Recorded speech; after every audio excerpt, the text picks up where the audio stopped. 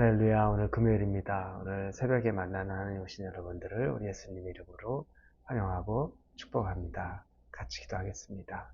하나님 감사합니다. 좋은 날을 주신 선물과 같은 이 금요일을 맞이합니다. 선물은 그 봉투를 개봉할 때 얼마나 설레이는 마음, 기대하는 마음입니까? 우리가 이 하루를 시작한다는 것은 정말 기대하고 설레이는 마음으로 시작하는데, 말씀을 우리에게 주시니 그 말씀을 붙잡고 오늘 하루를 우리의 삶에 변화할 것, 그리고 우리가 오늘 하나님과 동행할 것에 대한 기대감으로 살아가게 하여 주시옵소서. 반드시 우리는 말씀의 능력 안에 거해야 됩니다. 하나님, 그 말씀이 나를 단단하게 붙잡는 생명과 능력의 말씀 되기를 간절히 원하며 예수님의 이름으로 기도합니다. 아멘. 오늘 우리에게 주시는 말씀은 레위기 10장입니다. 레위기 10장 1절에서 7절까지의 말씀 같이 보겠습니다. 레위기 10장 1절에서 7절입니다. 우리 같이 읽겠습니다. 아론의 아들 나답과 아비후가 각기 향로를 가져다가 여호와께서 명령하지 아니한 다른 불을 담아 여호와 앞에 분향하였더니 불이 여호와 앞에서 나와 그들을 삼키매 그들이 여호와 앞에서 죽은지라. 모세가 아론에게 이르되 이는 여호와의 말씀이라. 이르시기를 나는 나를 가까이 하는 자 중에서 내 거룩함을 나타내겠고 온 백성 앞에서 내 영광을 나타내리라 하셨느니라. 아론이 잠잠하니 모세가 아론의 삼촌 우시엘의 아들 미사엘과 엘사반을 불러 그들에게 이르되 나와 너희 형제들을 성소 앞에 진영 밖으로 메고 나가라 하며 그들이 나와 모세가 말한 대로 그들을 옷 입은 채 진영 밖으로 메어내니 모세가 아론과 그의 아들 엘르아살과 이다말에게 이르되 너희는 머리를 풀거나 옷을 찢지 말라. 그리하여 너희가 죽음을 면하고 여호와의 진노가 온 회중에게 미침을 면하게 하라. 오직 너희 형제 이스라엘 온 족속은 여호와께서 치신 불로 말미암아 슬퍼할 것이니라. 여호와의 관유가 너희에게 있은즉 너희는 회막문에 나가지 말라. 그리하면 죽음을 면하리라. 그들이 모세의 말대로 하니라. 아멘. 레위기에는 거의 등장하지 않는 스토리텔링, 즉 어떤 사건에 대한 이야기가 오늘 나옵니다. 그것은 아론의 두 아들 나답과 아비후에 대한 이야기입니다. 우리는 지난 시간과 지지난 시간을 통해서 하나님이 모세를 통해 아론과 그의 아들들, 즉 아론의 집안을 통해 제사장의 직분을 허락하신 것을 보았습니다. 그리고 제사장이 된다는 것은 정결하게 하나님의 옷을 입고 하나님의 사람으로 선다는 것입니다. 왜냐하면 제사장은 하나님과 당신의 백성 사이를 중개하는 것 같이 그런 역할을 하는 중개자의 역할, 비슷한 역할을 감당하게 되는 그 자리이기 때문에 누구보다 정결하고 깨끗해야 됩니다. 그래서 7일 동안 이 제사장 위임식을 했습니다. 매일매일 깨끗이 씻고 에봇이라는 옷을 입고 그리고 하나님 앞에 속죄제를 드리고 그 일을 7일간 하고 그리고 어제 8일째 드디어 아론이 이제 그 제사장의 첫 직무를 시작했습니다. 자기를 위하여 속죄제를 먼저 드린 후에 그리고 온 백성을 위해 속죄제, 이 제사를 주관하게 된 아주 기념비적인 날입니다. 그런데 오늘 본문에 보니까 오늘 본문에서 난데없이 갑자기 아론의 장남과 차남 두 아들 나답과 아비후 그들이 이제 제사장의 직무를 감당할 텐데 그들이 죽는 모습이 나옵니다.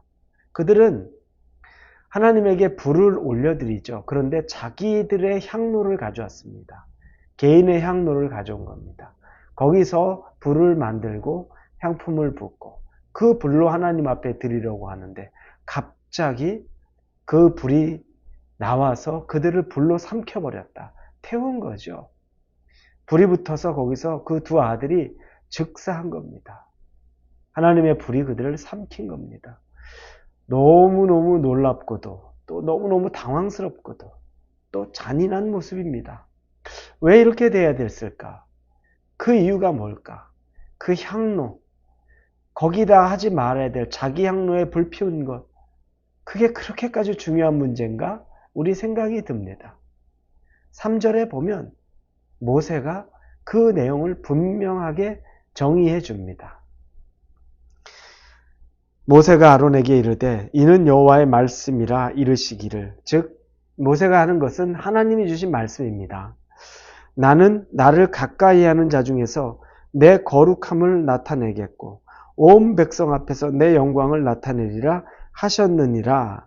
아론이 잠잠하니. 하나님은 자기에게 가까이 나오는 자들에게 거룩함을 드러내겠다고 했습니다. 그런데 하나님이 드러낸 건 분노였는데 그 이유는 거룩이라는 단어에 있습니다. 그들은 거룩하지 않은 겁니다. 하나님 앞에 거룩하지 않았던 겁니다. 그들이 그 자리에 설 때에는 그날도 분명히 목욕 재개하고 그 다음에 깨끗한 에봇을 입고 이 정결한 모습을 유지했을 겁니다. 그런데 정결함이 거기서 끝나서는 안 되는 겁니다.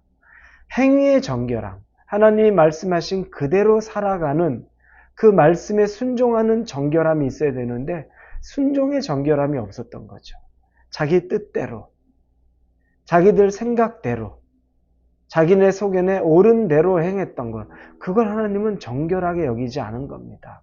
아무리 몸을 깨끗이 씻고 그 위에 에봇을 입어도 그들이 하나님 앞에 순종의 정결함이 없다면 그건 정결한 것이 아니라는 하나님의 분명한 메시지입니다. 그걸 이제 제사장으로 세워진 초보 제사장 아론의 장남과 차남 나답과 아비후에게 보낸 겁니다. 보여준 겁니다. 그만큼 그 내용은 굉장히 중요하다는 겁니다.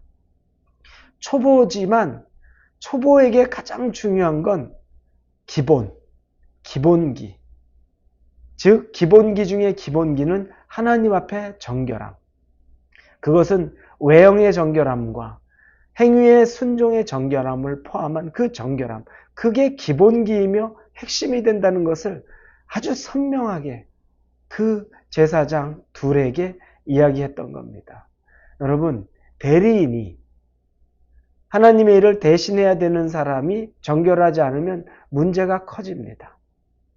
나중에 이 유대인들이, 이스라엘이 하나님 앞에 범죄해서 결국에 바벨론의 포로에까지 끌려간 거 우리가 말씀으로 많이 보았죠. 그때 거기까지 갈 때 가장 큰 역할을 했던 건 종교 지도자입니다. 제사장들과 바리새인과 서기관과 율법학자들, 이 종교 지도자들이 누구보다도 그들이 악했던 거죠. 겉으로는 깨끗한 척했지만 하나님에게 대한 정결함이 없자 그게 백성에게 다 스며들었어요. 지도자는 그렇습니다. 하나님의 일꾼은 그렇습니다. 누구보다도 더 정결함이 요구되는 겁니다. 하나님은 그걸 요구하고 계시는 거예요. 그걸 이제 제사장으로 새로 선출된 그 두 자녀를 본보기로 이야기합니다. 심지어 그들이 죽었는데 그러니 이제 그들을 그 짐 밖으로 끌어내는 거죠. 불타 죽은 시체를 끌어냅니다.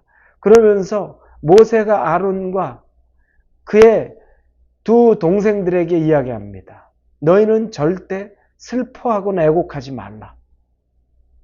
네 아들이 죽은 것, 너의 형님들이 죽은 것 슬퍼하거나 애곡하지 말라. 너희들이 만약 그렇게 하면 하나님이 너희를 치실 것이다. 왜냐하면 그건 너희들이 그렇게 슬퍼하고 애곡하지 않아도 내가 온 족속으로 온 유대인들이 슬퍼하고 애곡하게 할 것이다. 그러나 너희들에게는 슬퍼하고 애곡하는 것보다 오히려 너희들은 정신 바짝 차려라. 얼마나 그것이 중요한 의미인지, 너희들의 직무 가운데 그것이 목숨보다 중요한 것인지 깨달으라는 거죠. 여러분, 우리가 예수님을 믿는다는 것, 저나 여러분이 제사장직을 수행하는 만인 대제사장이 된다는 것, 그건 이와 같이 중요한 일인 겁니다. 다른 누구보다도 우리에게 하나님이 요구하는 행위의 순종이 중요하고 큽니다. 하나님은 얼마나 이걸 중요하게 여겼는지 우리의 죄를 그냥 없애지 아니하시고 죄의 대가를 치르셨는데 당신의 독생자 아들까지 죽이심으로 죄의 대가를 치르셨습니다. 그분은 절대 그냥 넘어가지 않아요. 당신의 아들을 우리를 위해서 죽이신 거예요. 이 정도인데 그의 제사장이 그 직무를 하는데 하나님이 어찌 이러지 않으실 수 있겠습니까?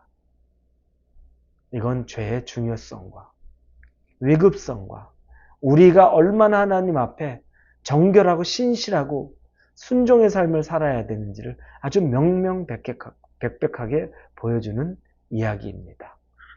사랑하는 우리 홀리웨이브 성도 여러분, 두렵게만 느끼지 마시고 여러분이 받은 은혜가 참 많습니다. 그러나 은혜 그대로 살기를 원합니다. 하나님 경외하며 살기를 원합니다. 아주 무거운 마음으로 그 순종의 마음으로 하나님 따르는 삶 살기를 예수님 이름으로 축원합니다. 기도하겠습니다. 하나님 감사합니다. 말씀 그대로 순종하며 살기를 원합니다. 인도하여 주옵소서. 예수님의 이름으로 기도합니다. 아멘.